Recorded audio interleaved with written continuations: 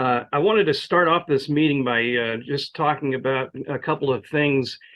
Firstly, you've probably seen in the group that I've been working with probably the most prolific scientific researcher in the area of clinical toxicology, Harold I. Zeliger. And he and I have been working on a project that he developed a while back, I think about 2019.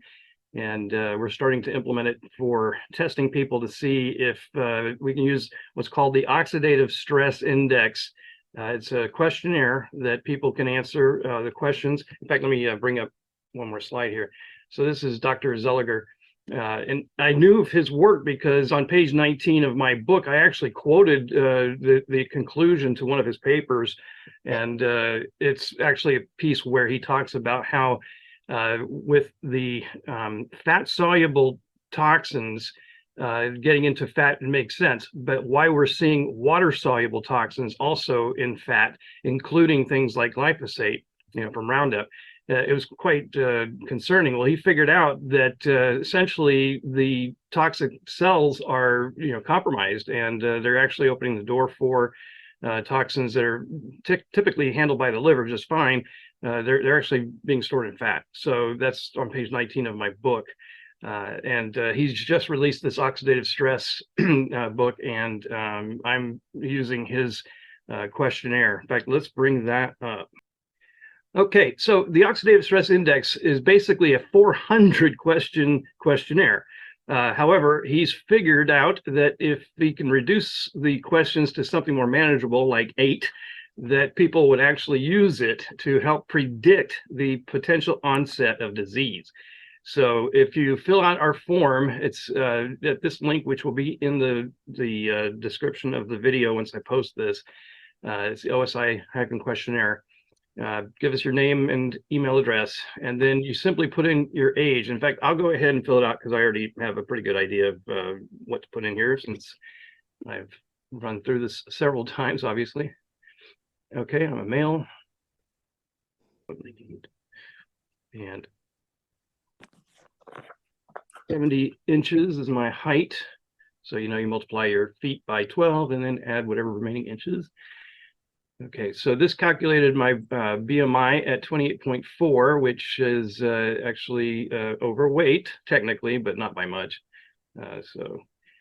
I have no chronic prevalent diseases, and I'm on no medications. My parents don't have any of the diseases I have because I don't have any. And I'm a college graduate, and I do live in Sacramento. Yep. California, and also our actual thing is unhealthy. So what you can do to figure out what your air quality index is click on this link. It'll take you to a place where you can, in fact, we can probably just do it. So we'll link a new tab. So this will give you a place where you can type in your city, and it will tell you what the AQI for that city is.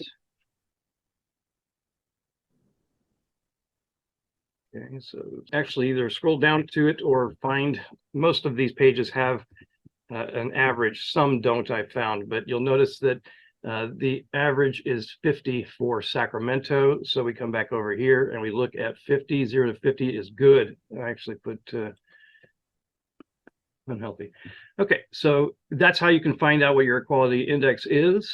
And then from here, if you're stressed, anxious, depressed, or anything like that, be sure to put it there. You'll need to accept. And if we can even read these, so the security code, I think it's LFTHG. So once you submit, assuming I got the security code right. Okay, so this tells me that my score is 6, and it's indicative of good health. And then from here, I give you some ideas and suggestions on how to improve it. So I wanted you to see that because this is actually a tool that we're going to be using with our coaching clients, and basically monitoring. So anybody who's interested in participating as a coaching client, We'll be tracking this for the next 5 years and see how well this is a predictor of the onset of disease. So there would have been several options. I think I still had it up on the page there, but it was, in fact, let's bring it back up. So what we've got here is these options are the predictions here. So indicative of good health is where I was. Disease onset predicted, and disease onset probable, and disease imminent. These are the choices, or the potential conditions based on your actual responses. So this is something that I'm excited to work with Dr. Zeliger on, and I think it will be really helpful for people to determine what their conditions could be if they don't improve. So, all right, I don't know why. Okay, the other thing I really wanted to talk about, this is something that has been kind of weighing on my mind about how people who really need my services are unable to sometimes afford the sauna, or being able to, even buy the kit or the supplies or working with me. So there was an interesting video I had watched, and I pulled from that several sites. In fact, there are 4 of them where you can literally get free money and you can make your case why you need it. So I know there's a lot of you with MCS, a lot of you with gadolinium toxicity. You basically spent most of your own cash trying to get treatment for the conditions. And if you've basically exhausted all your resources, then these 4 websites I want you to know about, because you may be able to actually generate some income from very wealthy people who are benefactors. So there's a lot of people that have money and they're just willing to give it away, especially if you make a good case. So the first site I wanted to show you is beggingmoney.com. So essentially, I'm just going to go through these real quickly, but beggingmoney.com, you make a case. You put the category for what you need help with, like medical, and then you give them a backstory, and then they decide whether or not they want to help pay for that. Then there's this Fundly, which these are all pretty similar. I mean, they basically are all sites that have people who have money that are willing to help. So I'm going to put the links to these in the description of the video once it's posted. I'm also going to post this to the Facebook group, because I think it's important for people to know that there are a lot of people out there who are willing to give away their money to help other people. So Just Giving is another one. And of course, there's, well, this is not the one I thought it was, but Go Get Funding is another one. And then, of course, everybody knows about GoFundMe. So these are sites that you may not have been aware of, and wanted you to be aware of them so that perhaps maybe you'll be able to get some capital. All right, so let's go ahead and stop sharing, or stop the screen share, and see if people have questions for me. And if you know how to use the hand, to raise your hand, please do so. I see a lot of people who are unmuted right now. It would be nice if you either muted now, or if one of you have a question, go ahead and ask. I don't see any hands. Okay, Charles. Yeah. So I started doing, about maybe 6 weeks ago, I started doing the program, and I was really gung-ho about it. And I kind of threw in took a kind of a shotgun approach. So like I did everything else that I know about as far as detoxification. So I get up in the morning, I would take some like binder, and then I would do some skin scraping. Then I would take the niacin, and then over the next 2 hours, I would do a couple other things. I would do some meditation, and then, after the 2.5 hours, I would go out and I'd do my walk, which, would, go up and down the hills where I live, and just generate some sweat. Mm-hmm. And then I would, come back and do the first phase of the sauna, then after that I would do the second phase, and then I would do a cold shower after that. And then in between, I before I did the aerobic exercise, I would do like a good half hour, 45 minutes of yoga. So I really wanted to get these toxins, like into the circulation and moving, so I could clear them out. And everything was going great for about 3 weeks. And my yoga, I've been doing yoga for years. Progress was always very slow. I couldn't believe how fast my progress was. I was every day I was getting further into the postures. And one day, I was almost into a half lotus, which I haven't been able. I'm 74. I haven't been able to do it since I was 17. And it wasn't quite a relaxed half lotus. I had to kind of force it a little bit. And when I get going like this, I guess my ego gets a little bit involved, and I push myself because I'm an obsessive compulsive person. And I push myself to my limits, and that, like, the next day, I everything just got worse. My prostate had been getting better. I was feeling pretty good, and the yoga was amazing, and then everything suddenly just got worse, and like all my joints started getting worse. And the hip, I had my bad hip. I was making so much progress with that. I was able to go up and down the hills and everything without a problem. And then so I just decided to take a break from it. I was like almost 3.5 weeks into it by then. Okay. So now it's about 2 or 3 weeks later.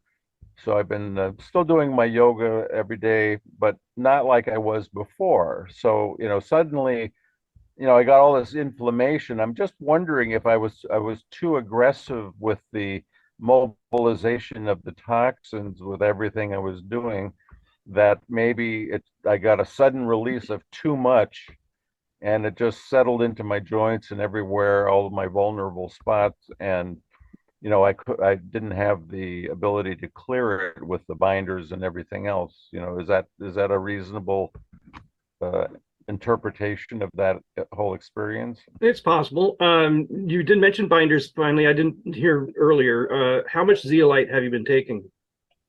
Well, I take about half a teaspoon, maybe 4 times a day.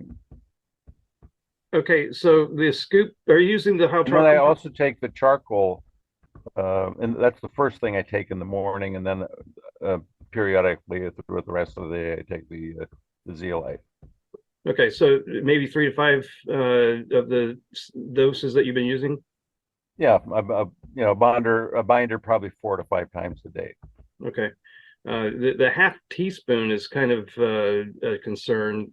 Zeolite works better when it's in a higher quantity, higher dose. Like a teaspoon? You can actually even do a full tablespoon, but the scoop size that comes with the hyalotropin is a teaspoon. Yeah, I thought I would be using up the whole can by the time I finished, and I was only like a third of the way through. Exactly. So maybe I wasn't using enough. Yeah, that's my biggest concern, because zeolites work much better when you've worked up to taking a higher dose. It's not a good idea to start with a good high dose, but once you've gotten a couple of days into our program, taking 3 to 5 of the full scoops is the appropriate amount, because it does work better when it's in a higher quantity. So Yeah. that may have been it. It may have been a combination too of the additional exercise, yoga, and things like that. Yeah. Well, I thought I would once I get a little more recovered, I'm almost there. I would maybe try it again and for a couple, 2, 3 weeks, or maybe a whole month, and then but just don't push myself so hard. Yeah, I would just stick with the plan, because it's a low impact aerobic exercise just to get the heart rate up. And anybody who is into the big workouts like a HIIT workout will wind up going from a fat burn to a carb burn rather easily, and that kind of defeats the purpose. So Well, I wasn't pushing the aerobic part of it. I was just basically walking, not even jogging, walking fast and going up hills, and so I was trying just to get a sweat going. That's all. Yeah, That was yeah. all. That's really all you want to do is get the heart rate up and Yeah, start a good sweat going. So yeah, yeah, well, when you uh, try it again, just try not to overdo that. I mean, the yoga alone can be pretty strenuous on the body. I know my wife yeah, does, and it's very well for her. It's painful anyway, but she does try though, and I know how it's yeah. how So it you think works. it was maybe it was too effective in moving all these toxins, or It um, could have been. yeah, We're trying to keep pace with the liberation of toxins by getting them either excreted through the yeah. sebaceous Plus, sweat or picking up through the heart I rate. wasn't taking an adequate dose of the binder, probably too. That, That's my gut feeling. Yeah. yeah, yeah. Okay, so actually, maybe I would have been able to tolerate the amount of toxins that were mobilized if I had, yeah, if I had taken more binder. Yeah. Yeah. Okay. All right. That's where I would start. I think maybe in the book or somewhere in the instructions it said to maybe start with a half a teaspoon and then build up. Is that the way it's supposed to I'm pretty sure I did put it in there because it is best to start with a slow or a be? lower Okay. dose, but quickly get up to a full dose because the way this stuff works, it really needs to be loaded into the system, and that's why we do it almost every 4 hours to have the GI tract and the small intestine, pretty well coated throughout the day. And activated charcoal, is known for picking up the minerals, and that's why it's not safe to use long term. And I'm really thinking more like a year. Yeah. But we only use it once per day, whereas the zeolite we use, throughout the day. Yeah. I was talking to my nephew who's an ICU doctor, Mhm. and he said that they don't use like activated charcoal anymore because well, for I guess for his purposes, like Tylenol poisoning or whatever they use it for, they said that in their studies it hadn't been proven to be effective. But I don't know if I should believe him or not. I think most of you know my attitude towards that. Yeah. Well, I thought, so, when I would occasionally get nausea with the program that I was on, and I would take the binder, and that would usually, you know, uh, reduce the nausea. So, I thought that's a good clue that it's actually doing something. Oh, yes, absolutely. In fact, that's why when somebody is on the program, they should take, or make a batch at bedtime that's a full 16 ounces and put 2 doses of zeolite in there, and then drink half of that when you go to bed and have the other half on the bedside table in case you wake up in the middle of the night with headache or nausea. It will knock it right Yeah. down. So that's Is the recommendation of that. is the sleep is a good time where your body is kind of repairing itself, Mhm. and probably also a good time where it's getting rid of toxins, right? I mean, Oh, it's a yes. normal time for your In fact, body to try to do that, right? right. In fact, you'll find a lot of people have more night sweats during our program, and that's why. Yeah. Uh, yeah. Okay. Well, I'm going to give it another try. Okay. Well, thanks for the questions and nice chatting with you. Yeah. Anybody else have a question? So we've had a By the few. way, I did a little research on this, and I found that there's actually two types of sweat glands. There's the sebum sweat glands, and then there's they're actually cholinergic. They're parasympathetic actually, and then there's the sweat glands that release water to evaporate when you're overheated. Right. You're at green water. Um, Yeah. and those are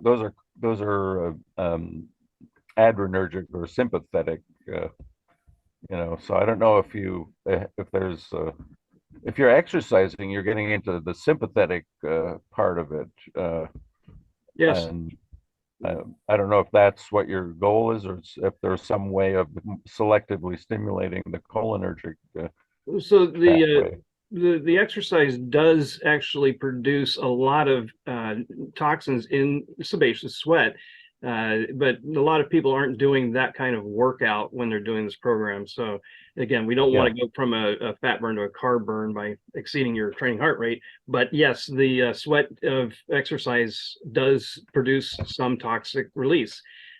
But we are definitely going for the sebaceous sweat, using the infrared saunas more effectively, because the reality is that the dry saunas do take longer to produce a good sebaceous sweat, and it's only Yeah. because of the fact that you can't stand to be in the dry sauna for more than about 15 to 20 minutes before you have to cool down. So you go through repeated cycles of heating and cooling, heating and cooling, heating and cooling. And then eventually you do build up the temperature, the core temperature, to, excuse me, a point where the sebaceous sweat is produced. But the infrared saunas heat you from the inside out, not like a microwave, but they do heat you from the inside out, and they cause a vibrational action in the water molecules that does tend to heat up the sebaceous glands so that the sebum Okay. melts. So yeah. Well, one of the things that I did while I was in the sauna was whenever I would see some sweat coming up, I would wipe it off, Good. because I didn't want to evaporate and lower my body temperature. So, that's actually most of what I did. The time I spent was wiping off sweat that would come up here and there. Right. And Since you're not one of my coaching clients, you probably didn't pick up on the toweling instruction, where I mentioned for people to use dry brushing technique, where you're pulling the towel from your wrists and your ankles and your waist up towards your heart, like you would with a dry brush, and that way you're going to well, you're getting a lymphatic massage along with a it. lymphatic massage, exactly, and you're also taking off the sweat that's toxic, that you've excreted toxins in with or out with. And also, as you said, it's because the sweat is designed to regulate the temperature. So if you wipe off regularly, then you're going to sweat more. So you figured that out all by yourself, but that's part of the instruction. Yeah. Yeah. Okay, good. So, I think you mentioned like eating cruciferous vegetables is one way of helping your liver to. Does the liver is processing both water soluble, or it's turning things into water soluble, but it's also dumping the fat soluble stuff into the gut, into the bile. Well, yeah, the bile action is what's bringing it back. But the thing about it is, our livers have never adapted to man-made chemicals, especially persistent organic pollutants like pesticides and herbicides. And also, we're not used to having certain metals injected or inserted into our bodies. So our livers are literally not able to process most of these man-made chemicals. So they wind up becoming sequestered in fat because the liver cannot convert them into water soluble derivatives during the detox phase 1 and 2. So it's simply a case of our livers are pretty useless when it comes to man-made chemicals. So they do get sequestered in fat, and that's why we use our program. Well, the sequestering in the lipid in the in your fat cells is I think that might have an effect on the fat is involved in your ATP. appetite regulation. Maybe that's a lot of people get addicted to food, this crappy food, because and that has these toxins in it. They're basically addicted to the toxins, and that may be because the fat is affected that way. But there's a lot of occurs from the cell membrane is also lipid.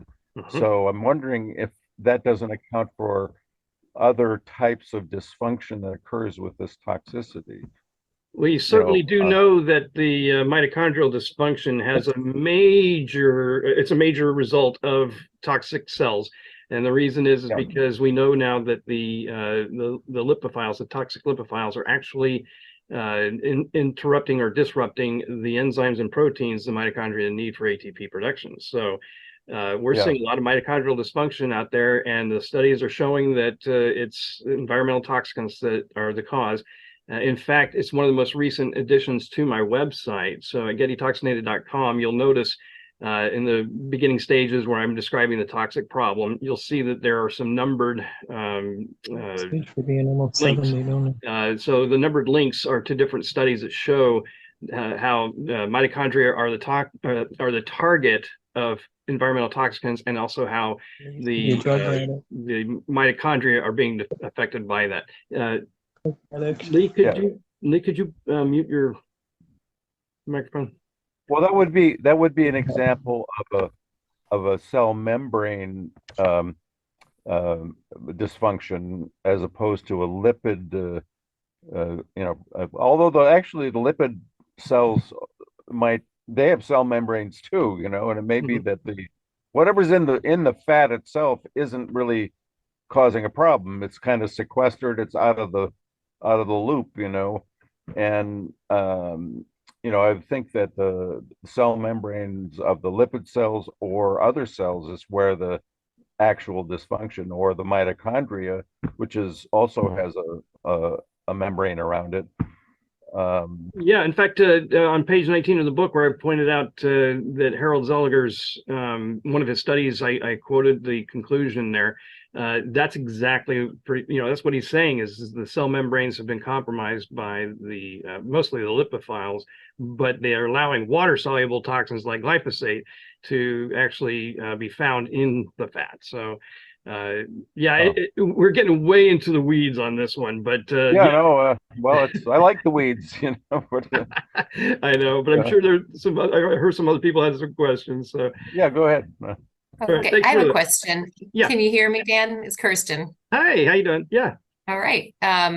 So I have a question. I've heard you say, and I saw in the book that if you start to gain weight, that you should actually increase the fats that you're consuming, which seems counterintuitive. Exactly. Yep. And so I'm wondering if you can comment on that and why that dynamic happens, and just overall on what happens to people's weight during this program, because I know I've been on a different sort of more of an oral chelation program for a few months, and I've actually gained weight. And the explanation is, as you start to pull out toxins, the body wants to find a place to put them, right, when they're on their way out. And so I actually have gained a few pounds, and I'm just curious, like how you could add more fats and then lose. Yeah. It doesn't make sense to me yet. It's interesting because I don't know that there is an explanation that I can give. We've always done it that way, and it has had an effect. However, not always. So the first thing we would do is increase the oils. If that doesn't work, then we need to double check to make sure the body's actually breaking down the oils. So we increase the lecithin for that purpose. And if that doesn't do it, then we move to evening primrose oil. But here's the thing, on the protocol, you will see weight fluctuation. All right, there's definite weight fluctuations. It's when you come off of a protocol and you're in the homeostasis time, where you're taking at least 2 weeks off, if not 30 days, between any other programs. So during that period of time is when your body's returning to homeostasis. You're coming out of a sympathetic mode, because definitely while you're on the program, you're doing heat stress, exercise, you're liberating toxins at 3 times normal levels. So the body is in a sympathetic mode for an extended period of time. And when you come off the protocol, then the body returns to homeostasis, and you start to see that the weight control comes back. Now, it may not be the first time on the 30-day program. You may need to do a second one, depends on your toxicity. But the thing is that we do see weight fluctuations, and it's mostly water weight gain. But the thing is that we've always found that if we start with the oils, we can pretty much handle some of the weight fluctuations that are going on, but it doesn't always work. So that was the recommendation that has always been in place. I don't know if I could personally explain why. So, but the thing is that that's how I was instructed by my father, and we start with that, but then we move into making sure that the body's actually breaking those oils down. So lecithin and then evening primrose oil. But overall, from when they begin the program till maybe they've done a few rounds of it, do you see any trends towards either weight gain or weight loss? It's actually more of a case of your body's metabolism has been reset with this program, so your body's able to better control the weight. In fact, we can't advertise this as a weight loss program simply because that will put us into a different insurance and the way we can market and things like that. But it is a benefit. So the fact that a person who's overweight will lose weight, and a person who's underweight will be able to gain weight, means that you're seeing that the weight control is back. So and again, depending on toxicity, it may take more than one 30-day program. Yeah. Okay. Thank you. You're welcome. Good to see you. Yep. Okay, do we have any other questions? So I'll ask another one Sure. if there's time here. So Absolutely. beyond, I mean, obviously the biggest measure of success on this protocol is feeling better from whatever issues, I mean, symptoms.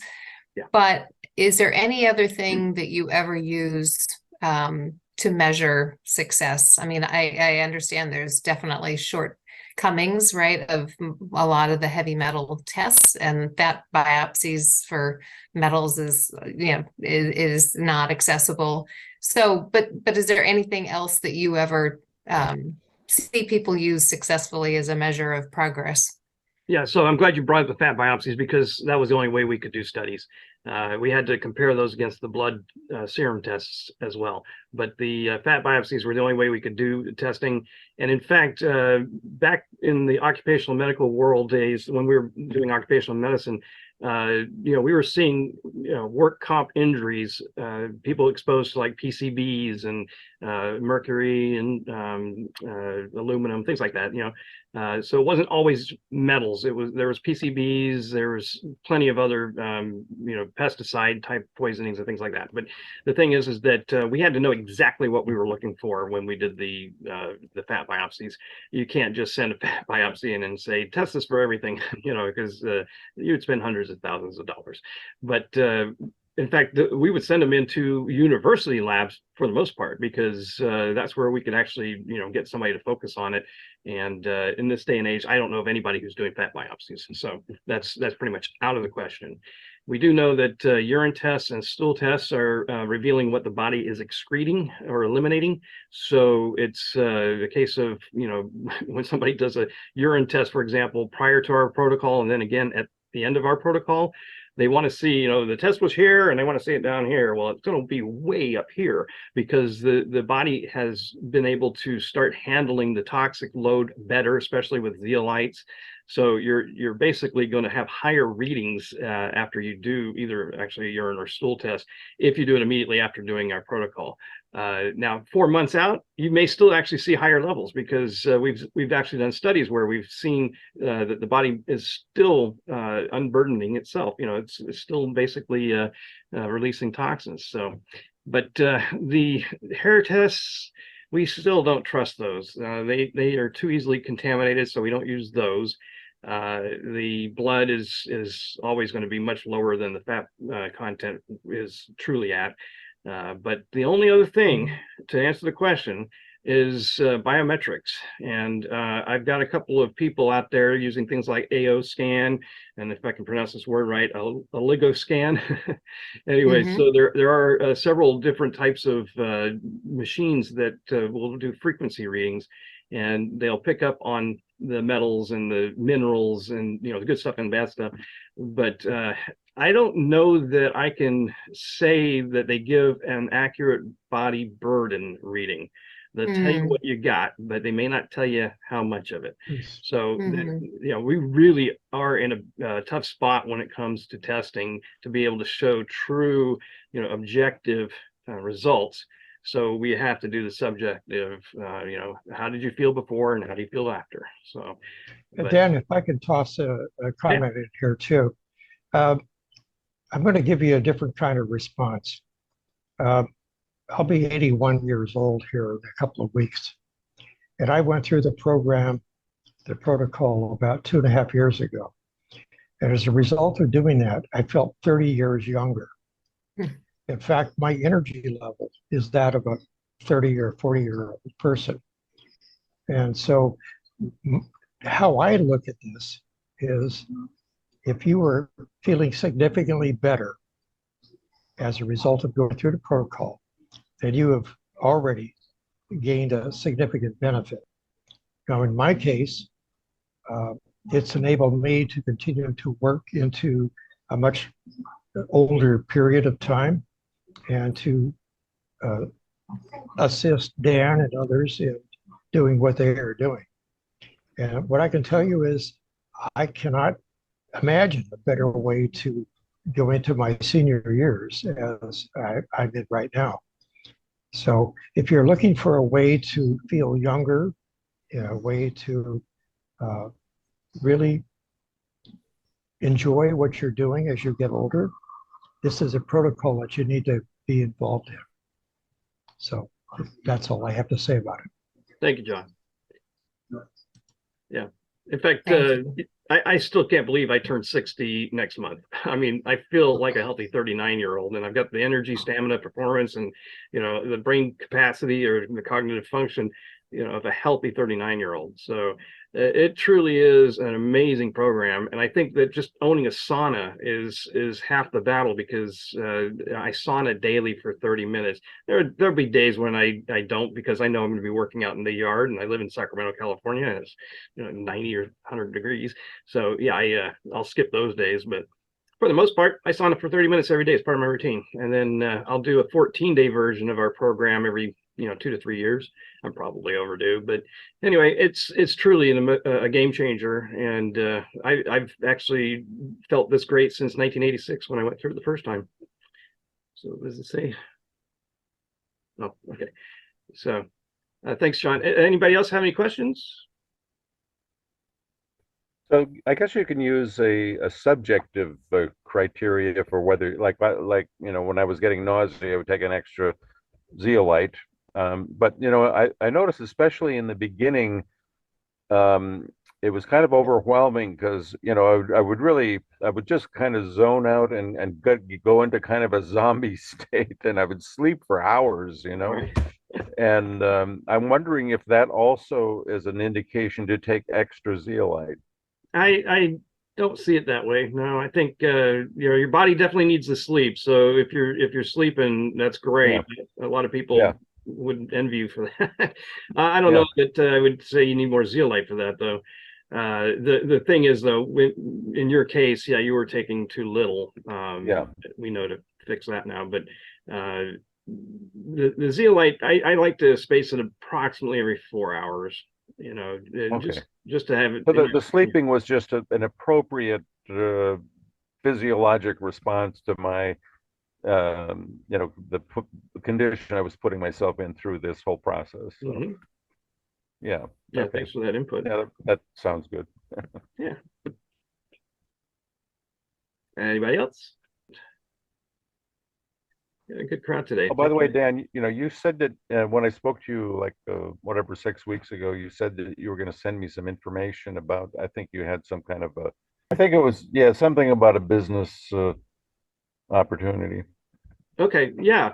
In fact, since you brought it up, I'll just mention that John and I are part of another company that is seeking funding for the seed capital of a or the build out of a flagship franchise opportunity that is very much geared towards this detox program, but it leads with sauna. See, that was the problem we always had, was we were leading with detox, and in the local region, for example, I don't think enough people realize how toxic they are. You really have to have learned more about, like, MRIs with gadolinium or MCS or things like that to really understand how toxic the body is. So that's more of a global market. But in the local region, we led with the detox, and it wasn't a big draw. But most Americans have no clue about the power of sauna. And so what we want to do is Yeah. build sauna spas that have the detox included, but you come in and you can, you know, have a private sauna room, and you can spend, you know, 45 minutes or however long. But if you're doing the detox program, you'd be able to do the full program. So these are going to have between 9 and 12 saunas. One of them will be ADA compliant, so wheelchair, like veterans who are confined to a wheelchair can use them. And you know, there'll be some nicer saunas for the celebrity suites and things like that. Yeah. Well, I'm in northern Minnesota, you know, big Scandinavian population here. So Oh, they would not be happy with infrared. yeah, I mean, it's not they're That's not I think sauna. they actually would be, but if they appreciated the difference, you know. Yeah. Well, the thing is that I grew up with the traditional Finnish or dry saunas. I've had one in my life since the 70s. And I mean, we've lived in Europe too for 6 years. So, you know, we certainly knew the power of sauna. The thing is that the dry saunas are not the most efficient for Mhm. this program. So it's, the infrared is really geared towards this program. Yeah. But they're also more, I think, prevalent these days in this country. We've got a lot of different manufacturers that build them, and some people are waking Well, up. it's like the next generation of, beyond what the Scandinavians came up with. Right.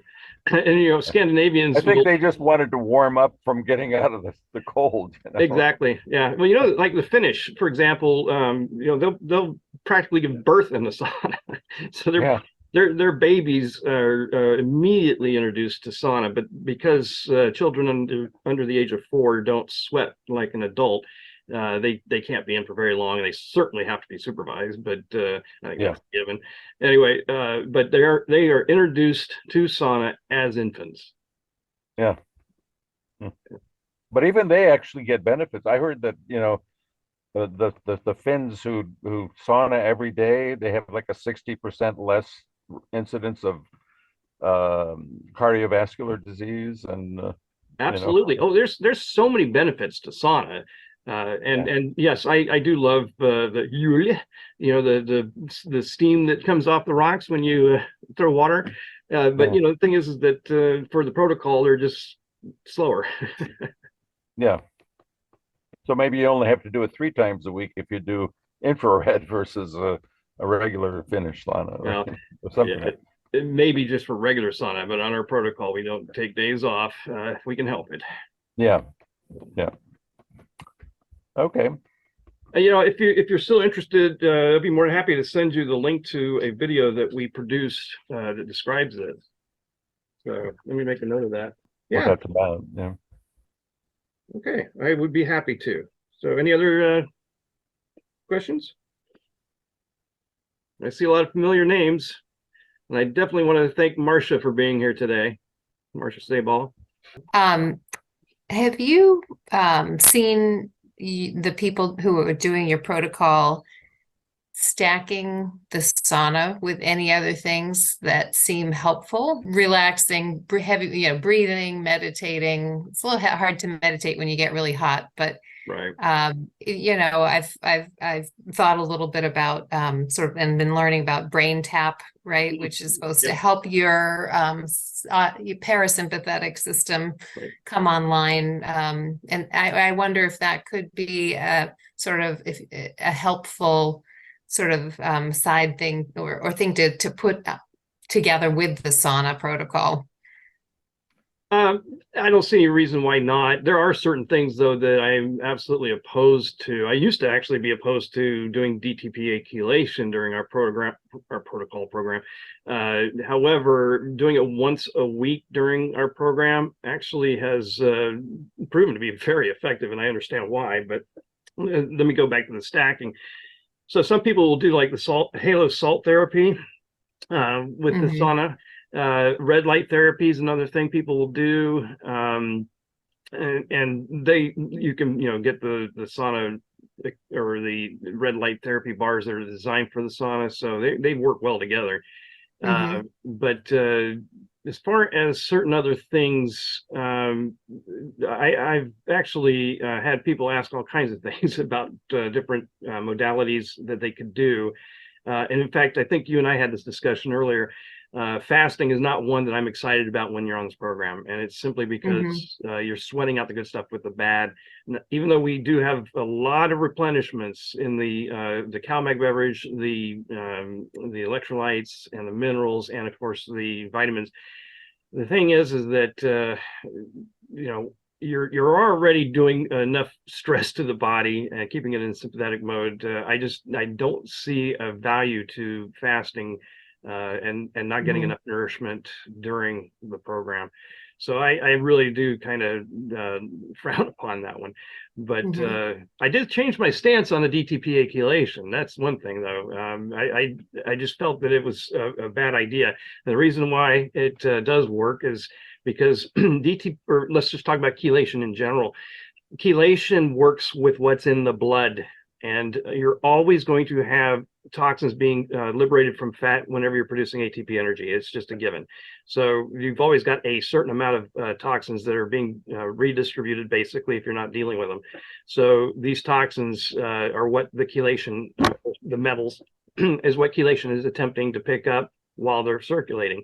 So when you're doing our protocol and you're liberating toxins at 3 times normal levels, then you're getting more stuff in the blood, especially metals, that can be picked up by chelation. Now, remember, metals aren't the only problem with the environmental toxicants. We are dealing with a lot more chemicals than people realize.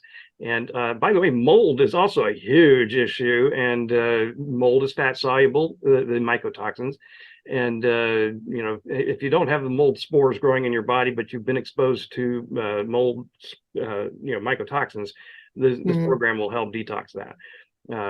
And also, by the way, we've been seeing a lot of interesting things being reversed with this program. And I have a feeling it's simply because the body's had barriers to being able to handle the problems like Lyme. So when people, or let's even talk about Candida and SIBO, you've got overgrowths of things because the body's out of balance. And so the protocol, by removing the toxicants, so the toxic lipophiles, is actually able to then handle these invasions, if you will, these opportunistic pathogens. But again, stacking, there are certain things, that are fine, like the halo salt therapies and the red light therapies and things like that. We never really dabbled with those kinds of things very often, or at all in some cases. We were, strictly working with originally the Hubbard method. So it was always the Hubbard method as described in the literature. And it wasn't until 2014 that we realized that we were wrong about rebound lipolysis occurring in 50 minutes. It turns out in humans it's 2.5 to 3 hours before it triggers, and that was simply because you had to look at the half-life of niacin. So in sheep, which the original study we had was based on the sheep study, apparently sheep metabolize niacin in 50 minutes, as far as the rebound triggers in 50 minutes with sheep. But in humans, it takes 20 to 40 minutes per half-life for niacin to work itself through. So there's about 5.5 half-lives that take roughly 3 hours, 2.5 to 3 hours. So once the niacin is fully metabolized and worn off, then the body's able to resume the operation that includes lipolysis, and that releases at least 4 times normal levels of free fatty acids and 3 times normal levels of toxins. So that was the biggest aha moment, was realizing in 2014 that the flush wasn't the main reason, and that the rebound lipolysis was the reason why it took 4.5 to 5 hours for a Hubbard method, because everything was happening in the last 2 hours.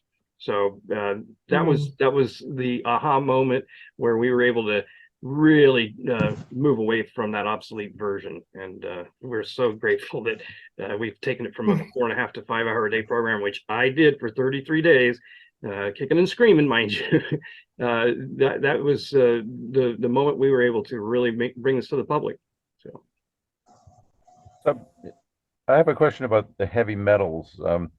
My understanding is that heavy metals actually aren't absorbed into the fat. They're actually attached, chemically attached or covalently attached to like enzymes and other protein structures in the body, and that or in the brain, or whatever organ they're settled into, they and it would maybe that's where chelation might actually have a rationale, because as the proteins are turning over in the intracellular area, then they release the metal, which then, if you capture it before it gets attached to another protein or enzyme, then you can help to get it out. So do you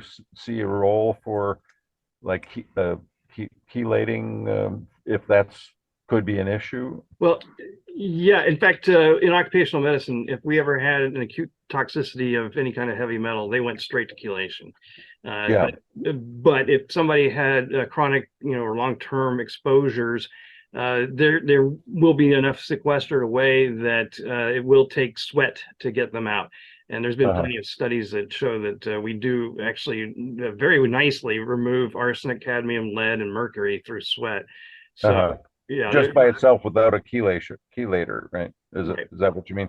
Yeah, right. And that's why we're able to detox the heavy metals using the protocol. Our experience is mostly with the things like Agent Orange, PCBs. You've got the DDT, DDE, dieldrin. There's a lot of different chemicals that we were using. In fact, the Gulf War syndrome study that we did is based solely on the fact that these guys were, given a lot of different injections, DEET. They were also exposed to the burn pits and explosives and things like that. So they were getting a lot more of the chemical exposures. And the thing is that this protocol deals with both heavy metals and chemicals. It also actually does with radiation too. By the way, we treated. Does the core? Do you not only do you want to sweat? If you're sweating, can you assume that your core temperature is also elevated?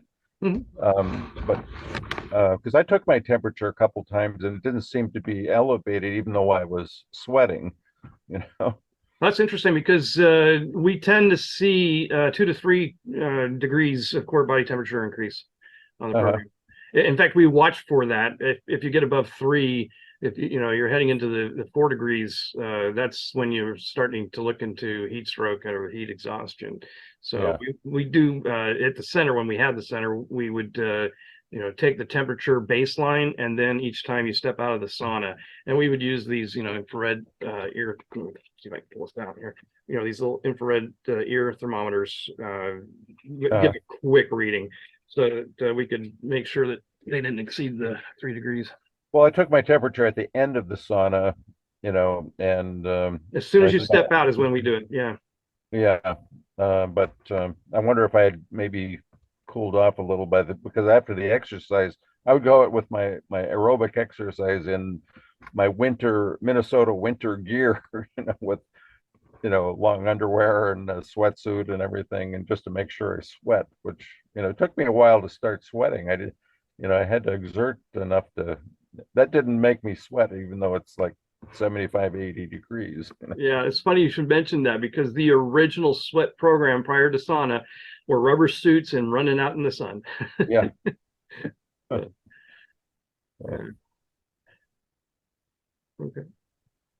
Well, how are we doing on time now? Let's see. No, we're coming up on 7:28, so it's a pretty good hour there. Anybody else have any questions they want to throw in before we close up for the night? Hey, Bill, thank you. So, guys, I guess we'll go ahead and call this night. And again, thank you for joining us. I will be posting the video probably tomorrow to the group, if not the next day.